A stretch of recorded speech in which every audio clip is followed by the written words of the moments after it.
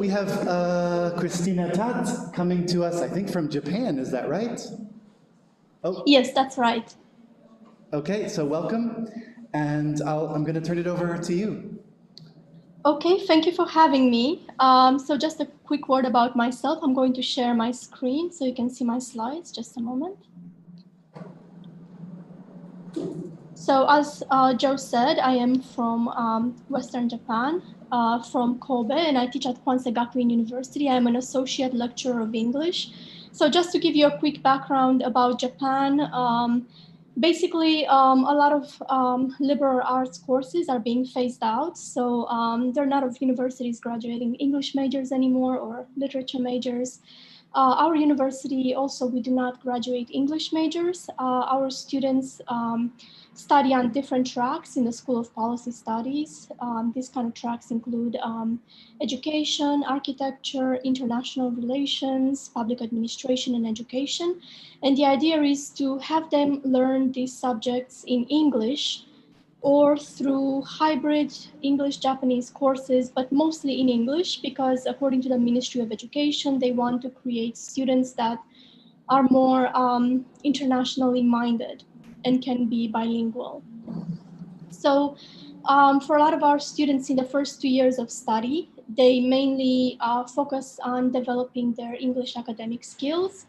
And after 2 years, if they graduate from this very rigorous EAP program, they can go on to study the subject of their choice, mostly in English. So it is quite a big barrier for a lot of them because they're not necessarily interested in English as a language. And a lot of the courses are very difficult for them. And the course I created, I wanted to teach them how to enjoy reading in English purely for pleasure. And even though it is a creative writing course, the main idea is to encourage them to engage more with extensive reading. This is an elective course. It has a very mixed level of students. So I'm going to give you a brief explanation for how I did this course when we had regular classes and how I had to adapt it for teaching it online. So I don't know how many of you are familiar with extensive reading. This is quite big in Asia because especially now, a lot of students don't have the opportunity to communicate in English outside the classroom. So extensive reading offers a kind of immersive environment for them where they can be exposed to English in the way that it is naturally spoken or written. And the idea is that students should be reading books that are easy, that are at or slightly below their level, that if they open up a book and they find more than 2 words that they cannot understand, then they should close the book. It's probably not appropriate for extensive reading. Extensive reading should not require the use of a dictionary. Students should be able to select books that are on topics that interest them. And the idea is to read as much as possible. And the academic researchers there in Bamford, they've studied different programs of extensive reading at different universities. And they've come up with 10 principles that should be followed when you try to establish an extensive reading program. And for me, I was concerned mainly with principle number 5, which is that the purpose of reading should be related to pleasure, information, and general understanding. And after teaching at many different universities in Japan, my feeling was that this principle tends to get ignored in a lot of extensive reading programs at Japanese universities. And there is a reason for this, of course. It's because we have to have some way of assessing extensive reading. So we have to set a target number of words. Some universities set a very, very high level, for example, 15,000 words a week, which is quite difficult. Japanese students have to take about 18 classes of an hour and a half every week, plus work part-time jobs, given the current economic situation in Japan. So it's quite onerous for them to do this. Also because there's a lot of cheating. A large number of books are assigned by teachers so that they can control and know what the students are reading. They also have to take a lot of quizzes through online platforms like mReader or Xreading. Probably, I'm not sure, I don't know your audience, but in Japan, everyone knows these platforms. mReader is basically, okay, so when we do extensive reading in Japan, because a lot of our students do not speak other Latin-based languages, we use a special set of books called graded readers. So these books are written especially for students who are studying English as a second language. And they are, the vocabulary is graded, the grammar is graded, and it's created for certain levels of students. And once the students have finished reading a paperback graded reader, they can take a quiz online through mReader. X-Reading is a different kind of platform in that it also contains digital books, digital graded readers, and quizzes, and it also has audio. So it's a very useful platform. You can keep track of the students reading. You can see how many words per minute they're reading. You can see, you can assign a quiz. You can ask students to communicate with each other and review books online. So it's a very useful platform. For Japanese students, the problem with teaching them extensive reading is the way that the English language, especially reading, is taught in junior high school and high school in Japan. Japanese grammar and English grammar are polar opposites, shall we say. The position of the subject, verb, object is very, very different in Japanese than it is in English. So when students are taught how to read, they're asked by their junior high school teachers to basically look at reading at a text sentence by sentence.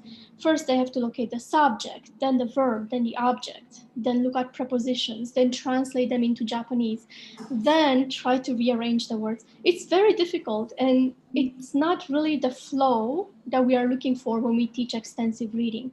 So this is a habit that we're trying very hard to break our students out of when they get to high school or university.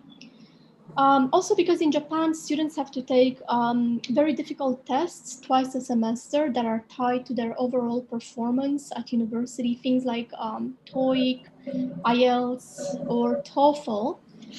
The students fail to see the value of reading easy texts. So they think that reading should be a source of high-level academic vocabulary for them.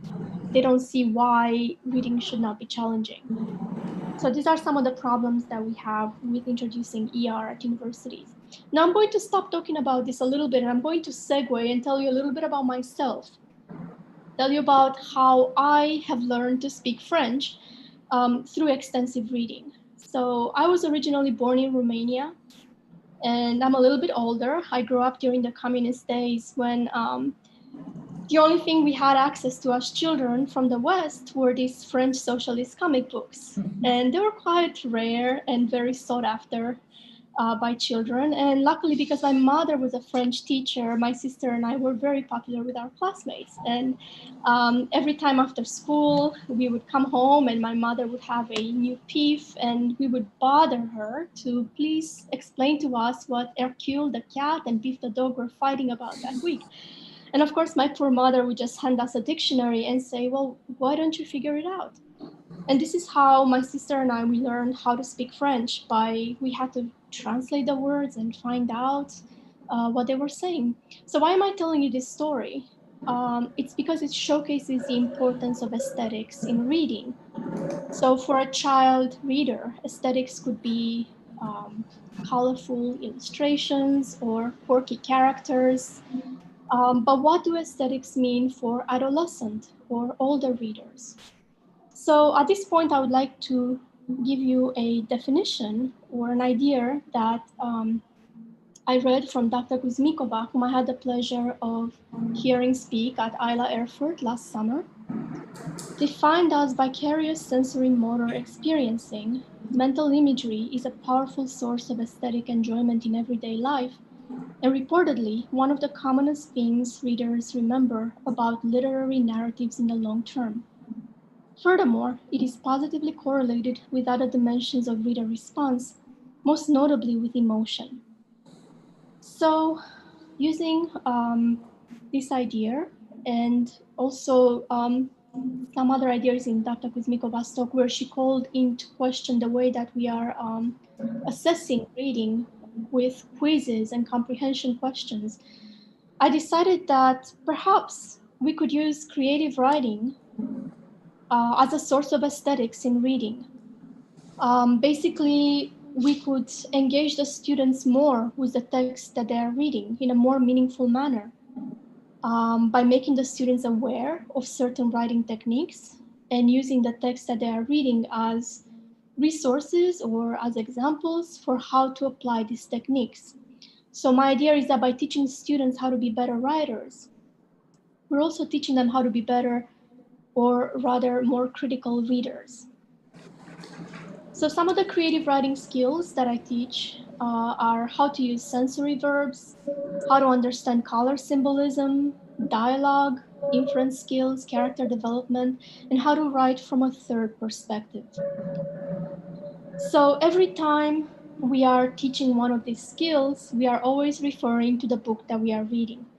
For example, when I teach sensory verbs, I always ask the students to find examples of how the author of the book that they're currently reading is using sensory verbs or sensory imagery in their writing. The same thing for dialogue. The way dialogue is presented in Japanese novels, in Japanese writing, is very different from English. And a lot of students, especially lower level students, I find they don't really know when it's a dialogue, when a person is talking. So it's very important for them to understand how to find that and how to create their own stories. So usually when we were teaching regular classes, the way we would start is by having 15 to 20 minutes of sustained silent reading at the beginning of the class. Now, Japanese universities are very serious. Everyone just kind of sits in these straight rows and listens to a lecture for 90 minutes. And I wanted to make my class more interactive. And I kind of break apart the desks and create a cafe-style atmosphere. There's music playing in the background, and I also read with my students in Japanese or in French because I want to kind of serve as a model for them, to show them that I'm also learning a different language by doing extensive reading, and that it's working for me because I can communicate with them in Japanese, obviously. And also because I'm not really using M-Reader, and I wasn't using X-Reading. One challenge was how to keep track of what they are reading and if they are reading. So I designed some progress reports that we were doing every week with questions that I wrote for them that they had to answer. We also had book conferences that were kind of discussions or presentations where we got to talk and recommend books to each other. And at the end of the semester, I would collect a reading log from each student and figure out what they have read. And of course, because it is a creative writing course, every week we have a short weekly writing assignment that culminates in a short story at the end of the semester. So some of the problems that I was anticipating were mainly how to track the students' reading, because in the required academic classes that I teach, I noticed that there's a lot of cheating. And students sometimes take quizzes for other students, or they just found the ideal speed at which to read that looks like they're reading, or they're picking books that have been made into movies. So my solution was basically to create my own collection of graded readers. My university is very generous about funds, so I was able to buy my own graded readers. I tried to choose mostly fiction. I tried to cover a wide variety of levels. And also I made sure that the books that I picked were not books that were made into a movie, that they were not books that the students would have read before for other courses, and that I myself was familiar with the books. So if I felt that someone was cheating, I could very easily, by having a short conversation, figure out if the student is cheating or not. Of course, this was kind of upended this semester. I found out within 4 days that I have to go online. So I had to retailor the entire course. Luckily, X-Reading is a very good platform that allowed me to give my students access to a very wide variety of books, also to track their reading. And the one unfortunate thing was that I was not able to keep them from reading books that were, for example, nonfiction, or books that were not made into movies. But that's a minor problem. Also, we used Blackboard to deliver our lessons. And this was a very good platform for peer review. The students have to review each other's writing with guided questions from me. And because Japanese students are incredibly sweet and very diplomatic, nobody ever criticizes anybody, or the comments are very banal and not anything that you can learn from. So Luckily, with Blackboard and using the guided questions I gave them for peer review, because they really had perfect anonymity, it was very much easier for them to communicate how they really felt about their classmates' writing. Unfortunately, we were not able to deliver synchronous lessons using Zoom, and this is because we did not want to disadvantage any students who may not have had access to technology. Our lessons were asynchronous, so it was very difficult to engage in discussions, and it was difficult for me to gauge students' understanding. Also, I decided to make YouTube videos of my lectures, which turned out to be very popular because it gave the lower level students a chance to catch up. I try to caption some of them. I try to speak more slowly and they can pause and replay. So this turned out to be a good feature for ERT. Just to give you a quick profile of the students, a lot of them, only 10% do not enjoy reading in either Japanese or English. 65% enjoy reading in Japanese, and only 25% enjoy reading in English. And the reasons they gave are that they have no time, it's too difficult, or that they just hate reading altogether. So I give them a semester at the beginning. I give them a survey at the beginning of the semester and one at the end of the semester. And I try to gauge how their reading habits and their interest in reading has changed during the semester. And in the post-semester survey results, I learned that a lot of them have enjoyed reading books in the class, that creative writing has helped them to enjoy reading more, and that creative writing helps them to understand what they are reading. And a lot of them said that they will continue reading after this course, which is actually quite true.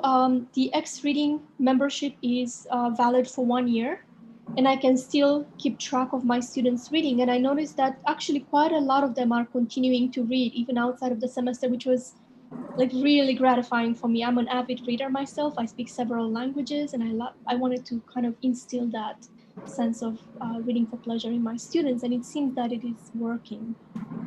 So thank you so much for your time. I really am so sorry that I could not join you in Brno. I would have loved to have come, but I cannot come back to Japan if I do that. So thank you so much, and hopefully I will be able to join you next time when this Yeah, I'm also sorry you can't be here, Cristina, but thank you very much for virtually being here. My pleasure. Thank you for having me. Yeah, and we have several minutes now if you have time. And so are there any questions for Cristina? It's a peer over, okay. Well, I just wanted to ask, can you hear me? Yes, I can hear you. Please speak loudly because it's a little bit difficult. I just wanted to ask, to what extent do you think their answers to the post-semester survey were honest after you said that they never say anything negative? When they talk about they enjoy reading and they will continue reading and, do you think they were honest? Well, yes, because they are diplomatic when they have to see each other face to face. But we give them several surveys, not just for my class, but for other classes, and they're quite critical because this university is one of the top 10, top 30 universities in Japan.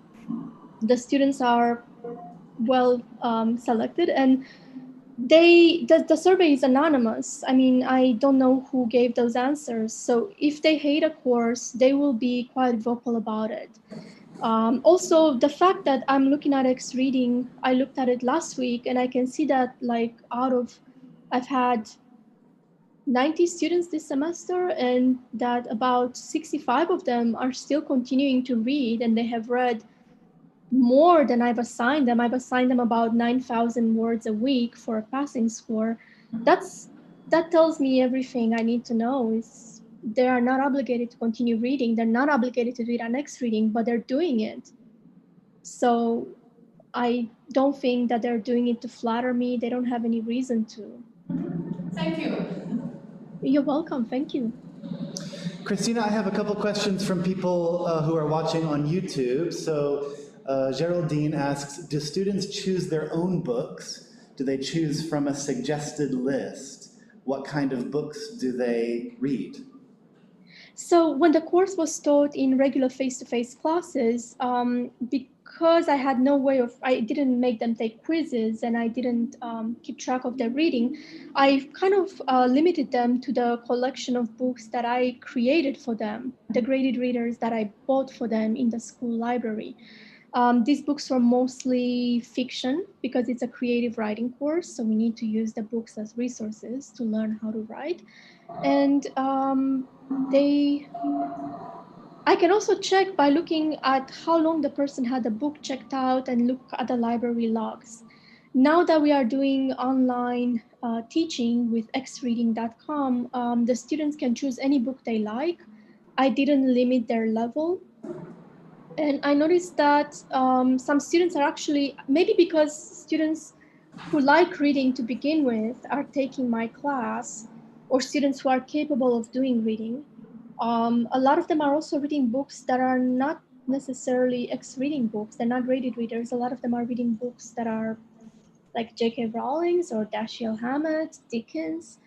So some students are also higher level, and I didn't want to limit them too much because there's no point to do that.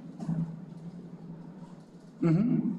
Okay, thanks. And there is one more question on YouTube. Maybe if you can answer fairly quickly. Yes. We have maybe 1 more minute.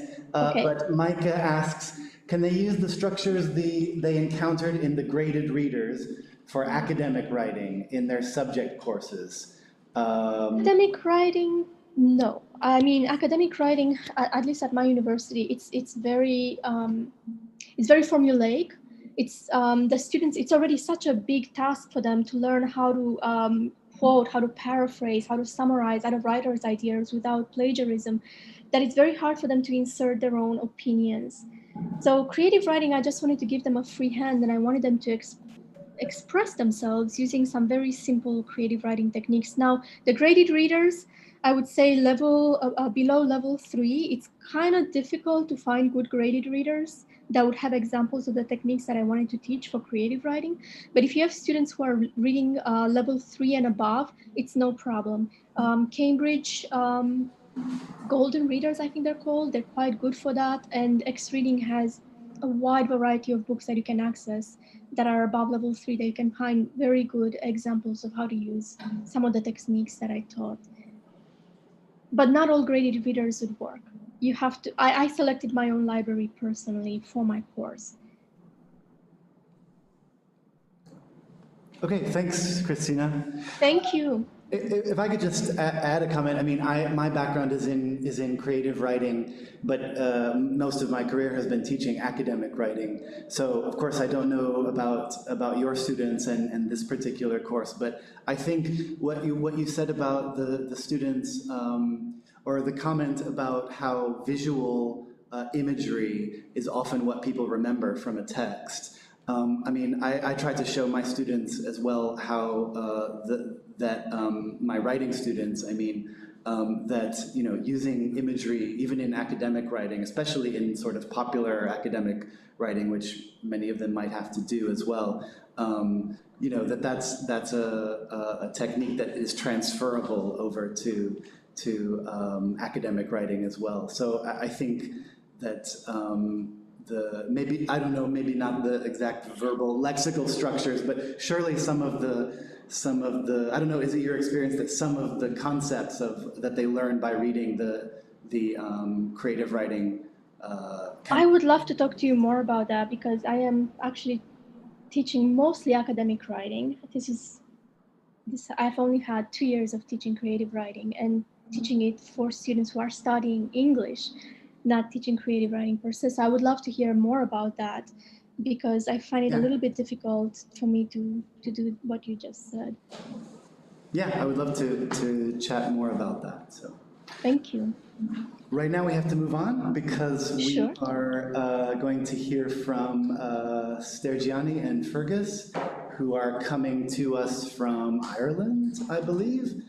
But thank you very much, Cristina, and hopefully, if you want Thank you. to, if you want to stay on the chat and participate, that would be lovely. I'll try. My family is coming home for dinner. It's about Okay. 6:30 in Japan, Okay. but I'll try to join as soon as I get them set up. Okay. Thank all you right. so much. Yeah. Have a thank nice you. day. Thank you. You too.